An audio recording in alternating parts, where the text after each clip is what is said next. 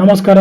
ನಾನು ನಿಮ್ಮ ಡಾಕ್ಟರ್ ಲೋಕೇಶ್ ರಾಠೋಡ್ ಮತ್ತೊಂದು ಸಂಚಿಕೆಯೊಂದಿಗೆ ಆರ್ಥಿಕ ಅಭಿವೃದ್ಧಿಯಲ್ಲಿ ಹಣಕಾಸು ಸಂಸ್ಥೆಗಳ ಪಾತ್ರ. ಹಣಕಾಸು ಸಂಸ್ಥೆಗಳು ಆರ್ಥಿಕತೆಗೆ ಅತ್ಯಗತ್ಯ. ಅವು ಸಾಲ ನೀಡುವಿಕೆ, ಹೂಡಿಕೆ ಮತ್ತು ಅಪಾಯ ನಿರ್ವಹಣೆಯಂತಹ ಅಗತ್ಯ ಸೇವೆಗಳನ್ನು ಒದಗಿಸುತ್ತವೆ. ಆರ್ಥಿಕ ಬೆಳವಣಿಗೆ ಮತ್ತು ಸ್ಥಿರತೆಯನ್ನು ಸುಗಮಗೊಳಿಸುತ್ತವೆ. ಹಣಕಾಸು ಸಂಸ್ಥೆಗಳ ಪಾತ್ರವನ್ನು ವಿವರವಾಗಿ ಅರ್ಥ ಮಾಡಿಕೊಳ್ಳಬೇಕಾಗತ್ತೆ. ಆರ್ಥಿಕ ಅಭಿವೃದ್ಧಿಯಲ್ಲಿ ಹಣಕಾಸು ಸಂಸ್ಥೆಗಳು ಅಂದರೆ ಬ್ಯಾಂಕುಗಳಾಗಿರ್ಬೋದು, ವಿಮೆ, ಹೂಡಿಕೆ ನಿಧಿಗಳು ಉಳಿತಾಯವನ್ನು ಸಾಲವಾಗಿ ಪರಿವರ್ತಿಸುವುದರಿಂದ ಕೈಗಾರಿಕೆಗಳು ಮತ್ತು ಮೂಲ ಸೌಕರ್ಯ ಯೋಜನೆಗಳಿಗೆ ಬಂಡವಾಳ ಒದಗಿಸುತ್ತದೆ. ಹೊಸ ಉದ್ಯಮಗಳನ್ನು ಪ್ರೋತ್ಸಾಹಿಸುತ್ತದೆ, ಉದ್ಯೋಗ ಸೃಷ್ಟಿಸುತ್ತದೆ ಮತ್ತು ಆರ್ಥಿಕ ಚಟುವಟಿಕೆಗಳನ್ನು ಸುಗಮಗೊಳಿಸುತ್ತವೆ. ಇದು ಆರ್ಥಿಕ ಬೆಳವಣಿಗೆಗೆ ಮತ್ತು ಜನರ ಜೀವನ ಮಟ್ಟ ಸುಧಾರಣೆಗೆ ಕಾರಣವಾಗಿರುತ್ತದೆ ಅನ್ನೋದನ್ನು ಗಮನಿಸಬಹುದು. ಆರ್ಥಿಕ ಅಭಿವೃದ್ಧಿ ಪಾತ್ರದಲ್ಲಿ ಕಂಡುಬರತಕ್ಕಂಥ ಅಂಶ ರಾಷ್ಟ್ರದ ಆರ್ಥಿಕ ಬೆಳವಣಿಗೆ. ರಾಷ್ಟ್ರೀಯ ಮಟ್ಟದಲ್ಲಿ ಹಣಕಾಸು ಸಂಸ್ಥೆಗಳು ಸರ್ಕಾರಿ ನಿಯಂತ್ರಣಕ್ಕೆ ಒಳಪಟ್ಟಿರುತ್ತವೆ. ಅವು ಸರ್ಕಾರಿ ಏಜೆಂಟ್ಗಳಾಗಿ ಸೇವೆ ಸಲ್ಲಿಸುತ್ತವೆ ಮತ್ತು ದೇಶದ ಆರ್ಥಿಕತೆಯನ್ನು ಅಭಿವೃದ್ಧಿಪಡಿಸುತ್ತವೆ. ಉದಾಹರಣೆಗೆ, ಸರ್ಕಾರಿ ನಿಯಮಗಳನ್ನು ಅನುಸರಿಸಿ ಹಣಕಾಸು ಸಂಸ್ಥೆಗಳು ಕಡಿಮೆ ಬಡ್ಡಿ ದರದೊಂದಿಗೆ ಆಯ್ದ ಕ್ರೆಡಿಟ್ ಲೈನ್ ಅನ್ನು ಅನುಸರಿಸಬಹುದು. ಇದು ಹೆಣಗಾಡುತ್ತಿರುವ ಉದ್ಯಮವು ತನ್ನ ಸಮಸ್ಯೆಗಳನ್ನು ಪರಿಹರಿಸುವಲ್ಲಿ ಸಹಾಯ ಮಾಡುತ್ತದೆ ಎನ್ನುವುದನ್ನು ಇಲ್ಲಿ ನಾವು ಗಮನಿಸಬೇಕಾಗ್ತದೆ. ಹಾಗಾಗಿ ಇದು ಒಂದು ಪಾತ್ರದಲ್ಲಿ ಬರುವಂಥ ಪ್ರಮುಖ ಅಂಶ ಅಂತ ಹೇಳಬಹುದು. ಎರಡನೇ ಅಂಶ ಬಂಡವಾಳದ ರಚನೆ. ವೈಯಕ್ತಿಕ ಉಳಿತಾಯವನ್ನು ಸ್ವೀಕರಿಸುವ ಮೂಲಕ ತಮ್ಮ ಬಂಡವಾಳದ ಷೇರುಗಳನ್ನು ಸಂಗ್ರಹಿಸಲು ಬಾಹ್ಯ ನಗದು ಅಗತ್ಯವಿರುವ ಹೂಡಿಕೆದಾರರಿಗೆ ಹಣಕಾಸು ಸಂಸ್ಥೆಗಳು ಹಣಕಾಸು ಸೇವೆಗಳನ್ನು ನೀಡುತ್ತವೆ. ಹೂಡಿಕೆದಾರರು ಹೊಸ ಉಪಕರಣಗಳು ಮತ್ತು ಉಪಕರಣಗಳನ್ನು ಸ್ಥಾಪಿಸುವುದು, ಹೊಸ ಸೌಲಭ್ಯಗಳನ್ನು ನಿರ್ಮಿಸುವುದು ಮತ್ತು ಹೊಸ ಸಾರಿಗೆ ವಾಹನಗಳನ್ನು ಖರೀದಿಸುವ ಮೂಲಕ ಅಭಿವೃದ್ಧಿ ಯೋಜನೆಗಳನ್ನು ಕೈಗೊಳ್ಳಲು ಹಣಕಾಸು ಸೇವೆಗಳನ್ನು ಬಯಸಬಹುದು. ಹಣಕಾಸು ಸಂಸ್ಥೆಗಳು ಈ ರೀತಿಯಾಗಿ ಬಂಡವಾಳ ಸೃಷ್ಟಿಗೆ ಕೊಡುಗೆ ನೀಡುತ್ತವೆ. ಇದು ಕೂಡ ಒಂದು ಪಾತ್ರ ಅಂತ ಹೇಳಬಹುದು. ವಿತ್ತೀಯ ಪೂರೈಕೆಯನ್ನು ನಿಯಂತ್ರಿಸುವುದು. ಹಣಕಾಸು ಸಂಸ್ಥೆಯು ಆರ್ಥಿಕತೆಯಲ್ಲಿ ಹಣದ ಪ್ರಮಾಣವನ್ನು ನಿಯಂತ್ರಿಸುವಲ್ಲಿ ಸಹಾಯ ಮಾಡುತ್ತದೆ. ಈ ಸಂಸ್ಥೆಗಳು ಹಣ ಪೂರೈಕೆಯನ್ನು ಸ್ಥಿರವಾಗಿರಿಸುತ್ತದೆ ಮತ್ತು ಹಣದುಬ್ಬರವನ್ನು ನಿರ್ವಹಿಸುತ್ತದೆ. ಫೆಡರಲ್ ರಿಸರ್ವ್ ಬ್ಯಾಂಕ್ ರೆಪೋ ದರಗಳನ್ನು ಸರಿಹೊಂದಿಸುವುದು, ಮುಕ್ತ ಮಾರುಕಟ್ಟೆಗಳಲ್ಲಿ ಭಾಗವಹಿಸುವುದು ಮತ್ತು ನಗದು ಮೀಸಲು ಅನುಪಾತಗಳನ್ನು ನಿಗದಿಪಡಿಸುವುದು ಸೇರಿದಂತೆ ಹಲವಾರು ವಿಧದಲ್ಲಿ ರಾಷ್ಟ್ರದ ದ್ರವ್ಯತೆಯನ್ನು ನಿಯಂತ್ರಿಸುತ್ತದೆ. ದ್ರವ್ಯತೆಯನ್ನು ನಿಯಂತ್ರಿಸಲು ಹಣಕಾಸು ಸಂಸ್ಥೆಗಳು ಸರ್ಕಾರಿ ಸ್ವತ್ತುಗಳನ್ನು ಖರೀದಿಸುತ್ತವೆ ಮತ್ತು ಮಾರಾಟ ಮಾಡುತ್ತವೆ. ಇದು ಕೂಡ ಒಂದು ಪಾತ್ರ ಅಂತ ಹೇಳಬಹುದು. ಬ್ಯಾಂಕಿಂಗ್ ಸೇವೆಗಳು. ವಾಣಿಜ್ಯ ಬ್ಯಾಂಕುಗಳು ಮತ್ತು ಇತರ ಹಣಕಾಸು ಸಂಸ್ಥೆಗಳು ತಮ್ಮ ಗ್ರಾಹಕರಿಗೆ ಉಳಿತಾಯ ಮತ್ತು ಠೇವಣಿ ಸೇವೆಗಳನ್ನು ನೀಡುವ ಮೂಲಕ ಸಹಾಯ ಮಾಡುತ್ತವೆ. ಹೆಚ್ಚುವರಿಯಾಗಿ ಅವರು ತಮ್ಮ ಗ್ರಾಹಕರಿಗೆ ಅಲ್ಪಾವಧಿ ಹಣಕಾಸಿನ ಅಗತ್ಯಗಳನ್ನು ಪೂರೈಸಲು ಓವರ್ ಡ್ರಾಫ್ಟ್ ಸೌಲಭ್ಯಗಳನ್ನು ಒಳಗೊಂಡಂತೆ ಕ್ರೆಡಿಟ್ ಆಯ್ಕೆಗಳನ್ನು ಒದಗಿಸುತ್ತಾರೆ. ಹೆಚ್ಚುವರಿಯಾಗಿ ವಾಣಿಜ್ಯ ಬ್ಯಾಂಕುಗಳು ತಮ್ಮ ಗ್ರಾಹಕರಿಗೆ ಮನೆ ಸಾಲಗಳು, ಅಡಮಾನಗಳು, ವೈಯಕ್ತಿಕ ಸಾಲಗಳು ಮತ್ತು ಶಾಲಾ ಶಿಕ್ಷಣಕ್ಕಾಗಿ ಸಾಲಗಳಂತಹ ಸಾಲಗಳನ್ನು ನೀಡುತ್ತವೆ. ಹೀಗೆ ಬ್ಯಾಂಕಿಂಗ್ ಸೇವೆಗಳನ್ನು ಒದಗಿಸುವುದು ಕೂಡ ಹಣಕಾಸು ಸಂಸ್ಥೆಗಳ ಪಾತ್ರವಾಗಿರುತ್ತದೆ. ಅದೇ ರೀತಿಯಾಗಿ ಪಿಂಚಣಿ ನಿಧಿ ಸೇವೆಗಳು. ಹಣಕಾಸು ಸಂಸ್ಥೆಗಳು ತಮ್ಮ ವಿವಿಧ ಹೂಡಿಕೆ ಯೋಜನೆಗಳ ಮೂಲಕ ನಿವೃತ್ತಿಯಲ್ಲಿ ಜನರಿಗೆ ಸಹಾಯ ಮಾಡುತ್ತವೆ. ಪಿಂಚಣಿ ನಿಧಿಯು ಈ ಹೂಡಿಕೆ ಸಾಧ್ಯತೆಗಳಲ್ಲಿ ಒಂದಾಗಿದೆ. ಉದ್ಯೋಗದಾತರು, ಬ್ಯಾಂಕುಗಳು ಅಥವಾ ಇತರ ಸಂಸ್ಥೆಗಳು ವೈಯಕ್ತಿಕ ಪರವಾಗಿ ಹೂಡಿಕೆ ಸಂಗ್ರಹಕ್ಕೆ ಕೊಡುಗೆ ನೀಡುತ್ತವೆ. ನಂತರ ಅವರು ನಿವೃತ್ತಿಯ ನಂತರ ಒಂದು ದೊಡ್ಡ ಮೊತ್ತ ಅಥವಾ ಮಾಸಿಕ ಆದಾಯವನ್ನು ಪಡೆಯುವಂತಾಗಿರುತ್ತಾರೆ ಅನ್ನೋದನ್ನು ಇಲ್ಲಿ ನಾವು ಗಮನಿಸಬೇಕಾಗತ್ತೆ. ಆದ್ದರಿಂದ ಹಣಕಾಸು ಸಂಸ್ಥೆಗಳು ಅಂತಕ್ಕಂಥದ್ದು ವಿವಿಧ ಯೋಜನೆಗಳ ಮೂಲಕ ನಿವೃತ್ತಿಯಲ್ಲಿರುವಂಥ ಜನರಿಗೆ ಪಿಂಚಣಿ ಸೌಲಭ್ಯಗಳನ್ನು ಒದಗಿಸಿಕೊಡುತ್ತದೆ. ಇದು ಒಂದು ಪಾತ್ರ ಅಂತ ಹೇಳ್ಬೋದು. ಅದೇ ರೀತಿಯಾಗಿ ಪಿಂಚಣಿ ನಿಧಿಗಳು ಪಿಂಚಣಿ ನಿಧಿಗಳು ಕೂಡ ಇಲ್ಲಿ ಪ್ರಮುಖವಾದ ಪಾತ್ರವನ್ನು ನಿರ್ವಹಣೆ ಮಾಡುತ್ತವೆ ಅನ್ನೋದನ್ನು ನಾವು ಗಮನಿಸಬೇಕಾಗತ್ತೆ. ಜನರಿಗೆ ಪಿಂಚಣಿಯ ಸೌಲಭ್ಯಗಳನ್ನು ದೊರಕಿಸಿಕೊಡ್ತಕ್ಕಂಥ ಒಂದು ಕೆಲಸವನ್ನು ಇಲ್ಲಿ ಮಾಡಲಾಗುತ್ತೆ ಅನ್ನೋದನ್ನು ನಾವು ಗಮನಿಸಬೇಕಾಗತ್ತೆ. ಹಣಕಾಸು ಸಂಸ್ಥೆಗಳು ತಮ್ಮ ವಿವಿಧ ಹೂಡಿಕೆ ಯೋಜನೆಗಳ ಮೂಲಕ ನಿವೃತ್ತಿಯಲ್ಲಿರುವಂತಹ ಜನರಿಗೆ ಪಿಂಚಣಿ ಸೌಲಭ್ಯಗಳನ್ನು ದೊರಕಿಸಿಕೊಡ್ತಕ್ಕಂಥ ಒಂದು ಪ್ರಮುಖವಾದ ಒಂದು ಕೆಲಸವನ್ನು ಇಲ್ಲಿ ಮಾಡಬೇಕಾಗ್ತದೆ. ಅದೇ ರೀತಿಯಾಗಿ ಮುಂದುವರೆದ ಭಾಗದಲ್ಲಿ ನೋಡೋದಾದರೆ ಬಂಡವಾಳ ಹೂಡಿಕೆ. ವ್ಯವಹಾರಗಳಿಗೆ ಸಾಲ ಮತ್ತು ಹೂಡಿಕೆ ಉತ್ಪನ್ನಗಳನ್ನು ನೀಡಿ ಅವರ ಕಾರ್ಯಾಚರಣೆ, ವಿಸ್ತರಣೆ ಮತ್ತು ಸಂಶೋಧನೆಗೆ ಹಣಕಾಸನ್ನು ಒದಗಿಸುತ್ತವೆ. ಮೂಲಸೌಕರ್ಯ ಯೋಜನೆಗಳಿಗೆ ದೀರ್ಘಾವಧಿ ಹಣಕಾಸು ನೀಡಿ ದೇಶದ ಆರ್ಥಿಕ ಪ್ರಗತಿಗೆ ನೆರವಾಗುವಂತಹ ಒಂದು ಕೆಲಸವನ್ನು ಹಣಕಾಸು ಸಂಸ್ಥೆಗಳು ಮಾಡುತ್ತೆ. 7ನೇ ಅಂಶ ಉಳಿತಾಯ ಮತ್ತು ಬಂಡವಾಳ ಸಂಗ್ರಹ. ಸಾರ್ವಜನಿಕರಿಂದ ಠೇವಣಿಗಳನ್ನು ಸಂಗ್ರಹಿಸಿ ವಿಮೆ, ಪಿಂಚಣಿ ನಿಧಿಗಳ ಮೂಲಕ ಬೃಹತ್ ಪ್ರಮಾಣದ ಹಣವನ್ನು ಕ್ರೋಢೀಕರಿಸುತ್ತವೆ.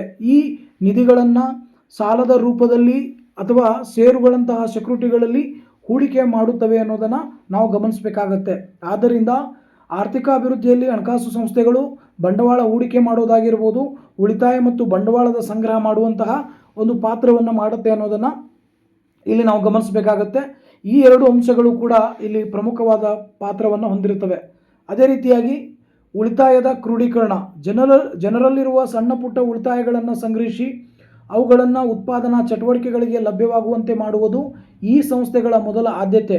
ಇದರಿಂದ ಹಣವು ಕೇವಲ ಮನೆಯಲ್ಲಿ ಉಳಿಯದೆ ಚಲಾವಣೆಗೆ ಬರುತ್ತದೆ. ಹಾಗಾಗಿ ಉಳಿತಾಯ ಕ್ರೋಢೀಕರಣ ಕೂಡ ಪಾತ್ರವಾಗಿರುತ್ತದೆ. ಸಮತೋಲಿತ ಪ್ರಾದೇಶಿಕ ಅಭಿವೃದ್ಧಿ. ಹಣಕಾಸು ಸಂಸ್ಥೆಗಳು ಹಿಂದುಳಿದ ಪ್ರದೇಶಗಳಲ್ಲಿ ತಮ್ಮ ಶಾಖೆಗಳನ್ನು ತೆರೆಯುವ ಮೂಲಕ ಮತ್ತು ಅಲ್ಲಿನ ಜನರಿಗೆ ಆರ್ಥಿಕ ನೆರವು ನೀಡುವ ಮೂಲಕ ದೇಶದ ಎಲ್ಲ ಭಾಗಗಳು ಸಮಾನವಾಗಿ ಬೆಳೆಯಲು ಸಹಕಾರ ಮಾಡುವಂತಹ ಒಂದು ಪಾತ್ರವನ್ನು ಇವತ್ತು ನಮ್ಮ ದೇಶದಲ್ಲಿ ಹಣಕಾಸು ಸಂಸ್ಥೆಗಳು ಮಾಡುತ್ತವೆ. ಆದ್ದರಿಂದ ಹಣಕಾಸು ಸಂಸ್ಥೆಗಳು ಉಳಿತಾಯದ ಕ್ರೋಢೀಕರಣವನ್ನು ಮಾಡ್ತವೆ. ಅದರ ಜೊತೆಯಲ್ಲಿ ಸಮತೋಲಿತ ಪ್ರಾದೇಶಿಕ ಅಭಿವೃದ್ಧಿಗೆ ಸಹಾಯ ಮಾಡುವಂಥ ಒಂದು ಪಾತ್ರವನ್ನು ಭಾರತ ದೇಶದಲ್ಲಿರುವಂಥ ಹಣಕಾಸು ಸಂಸ್ಥೆಗಳು ಮಾಡುತ್ತವೆ ಅನ್ನೋದನ್ನು ನಾವು ಗಮನಿಸಬೇಕಾಗತ್ತೆ. ಅದೇ ರೀತಿಯಾಗಿ ಮುಂದಿನಂತೆ ಉದ್ಯಮಶೀಲತೆಗೆ ಪ್ರೋತ್ಸಾಹ. ಹೊಸ ಆಲೋಚನೆಗಳನ್ನು ಹೊಂದಿರುವ ಯುವ ಉದ್ಯಮಿಗಳಿಗೆ ಸ್ಮಾರ್ಟ್ ಆ್ಯಪ್ ಸಾಲಗಳು ಮತ್ತು ತಾಂತ್ರಿಕ ಮಾರ್ಗದರ್ಶನ ನೀಡುವ ಮೂಲಕ ಹಣಕಾಸು ಸಂಸ್ಥೆಗಳು ಹೊಸ ಉದ್ಯಮಗಳನ್ನು ಬೆಳೆಸುವಂತಹ ಒಂದು ಪಾತ್ರವನ್ನು ಹೊಂದಿರುತ್ತವೆ. ಉದ್ಯಮಶೀಲತೆಗೆ ಪ್ರೋತ್ಸಾಹ ನೀಡುವುದು ಕೂಡ ಅದರ ಒಂದು ಪಾತ್ರವಾಗಿರುತ್ತದೆ. ಅಪಾಯ ನಿರ್ವಹಣೆ. ವಿಮಾ ಉತ್ಪನ್ನಗಳ ಮೂಲಕ ಆಸ್ತಿ ಹಾನಿ, ಹೊಣೆಗಾರಿಕೆಗಳು ಇತ್ಯಾದಿ ಅಪಾಯಗಳಿಂದ ರಕ್ಷಿಸುತ್ತವೆ.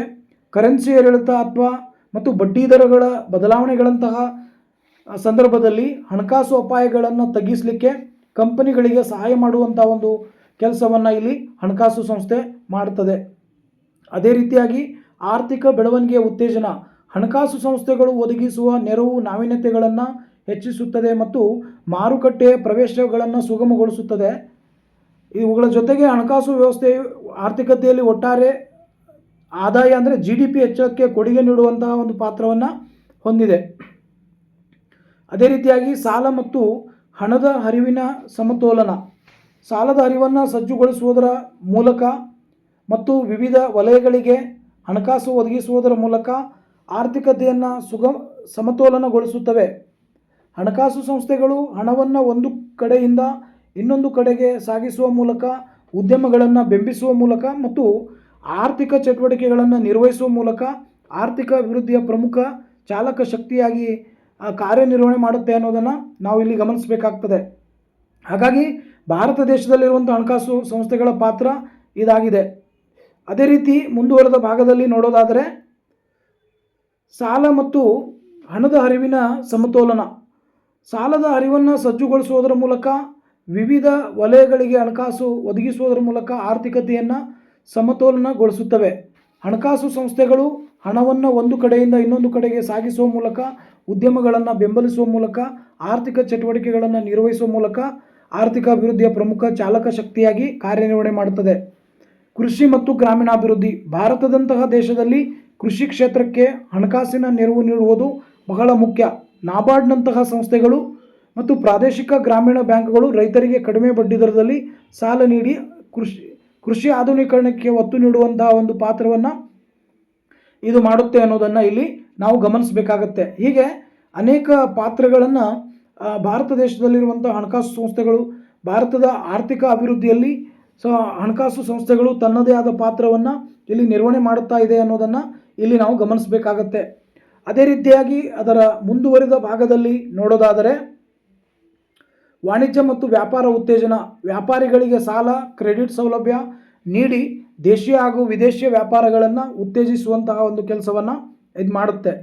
ಆರ್ಥಿಕತೆಯ ಸ್ಥಿರತೆ. ಹಣಕಾಸು ವ್ಯವಸ್ಥೆಯನ್ನು ನಿಯಂತ್ರಿಸಿ ಹಣದುಬ್ಬರ ನಿಯಂತ್ರಣ ಹಾಗೂ ಆರ್ಥಿಕ ಸ್ಥಿರತೆಯನ್ನು ಕಾಯ್ದುಕೊಳ್ಳುವಂತಹ ಒಂದು ಕೆಲಸ ಭಾರತ ದೇಶದಲ್ಲಿರುವಂತಹ ಹಣಕಾಸು ಸಂಸ್ಥೆಗಳು ಮಾಡುತ್ತಿವೆ ಅನ್ನೋದನ್ನು ಇಲ್ಲಿ ನಾವು ಗಮನಿಸಬೇಕಾಗತ್ತೆ. ಹೀಗೆ ಹಣಕಾಸು ಸಂಸ್ಥೆ ಅಂತಕ್ಕಂಥದ್ದು ಹಲವಾರು ರೀತಿಯ ಪಾತ್ರಗಳನ್ನು ಒಳಗೊಂಡಿದೆ ಅನ್ನೋದನ್ನು, ಆರ್ಥಿಕ ಅಭಿವೃದ್ಧಿಯಲ್ಲಿ ತನ್ನದೇ ಆದ ಪ್ರಾಮುಖ್ಯತೆಗಳನ್ನು ಅದು ಹೊಂದಿದೆ ಅನ್ನೋದನ್ನು ನಾವು ಗಮನಿಸಬಹುದು. ಉಪಸಂಹಾರದಲ್ಲಿ ನೋಡೋದಾದರೆ, ಹಣಕಾಸು ಸಂಸ್ಥೆಗಳು ಉಳಿತಾಯವನ್ನು ಹೂಡಿಕೆಗೆ ಪರಿವರ್ತಿಸಿ ಉದ್ಯೋಗ, ಉತ್ಪಾದನೆ ಮತ್ತು ಸಮತೋಲಿತ ಅಭಿವೃದ್ಧಿಯನ್ನು ಉತ್ತೇಜಿಸುವ ಮೂಲಕ ದೇಶದ ಆರ್ಥಿಕ ಅಭಿವೃದ್ಧಿಯ ಹಡಗು ಚಾಲಕರಾಗಿ ಕಾರ್ಯನಿರ್ವಹಿಸುತ್ತವೆ. ಆರ್ಥಿಕ ಅಭಿವೃದ್ಧಿಯಲ್ಲಿ ಹಣಕಾಸು ಸಂಸ್ಥೆಗಳು ಅತ್ಯಂತ ಪ್ರಮುಖ ಪಾತ್ರ ವಹಿಸುತ್ತವೆ. ಅವುಗಳು ದೇಶದ ಸಂಪನ್ಮೂಲಗಳನ್ನು ಸಮರ್ಥವಾಗಿ ಬಳಸುವ ಮೂಲಕ ಅಭಿವೃದ್ಧಿಗೆ ವೇಗ ನೀಡುತ್ತವೆ. ಹಣಕಾಸು ಸಂಸ್ಥೆಗಳು ಹಣದ ಹರಿವನ್ನು ನಿಯಂತ್ರಿಸುವ ಮೂಲಕ, ಹೂಡಿಕೆಯನ್ನು ಹೆಚ್ಚಿಸುವ ಮೂಲಕ ಮತ್ತು ಜನಸಾಮಾನ್ಯರ ಆರ್ಥಿಕ ಸ್ಥಿತಿಯನ್ನು ಸುಧಾರಿಸುವುದರ ಮೂಲಕ ರಾಷ್ಟ್ರದ ಒಟ್ಟಾರೆ ಆಂತರಿಕ ಉತ್ಪನ್ನ GDPಗೆ ಬೆಳವಣಿಗೆಗೆ ಶಕ್ತಿ ನೀಡುತ್ತದೆ ಅನ್ನೋದನ್ನು ನಾವು ಗಮನಿಸ್ಬೋದು. ಇಲ್ಲಿವರೆಗೂ ನಾನು ಹೇಳಿರ್ತಕ್ಕಂಥ ವಿಷಯ ನಿಮಗೆ ಇಷ್ಟವಾಗಿದ್ದರೆ ನನ್ನ ಚಾನಲನ್ನು ಸಬ್ಸ್ಕ್ರೈಬ್ ಮಾಡಿ, ಕಮೆಂಟ್ ಮಾಡಿ, ಲೈಕ್ ಮಾಡಿ. ಧನ್ಯವಾದಗಳು.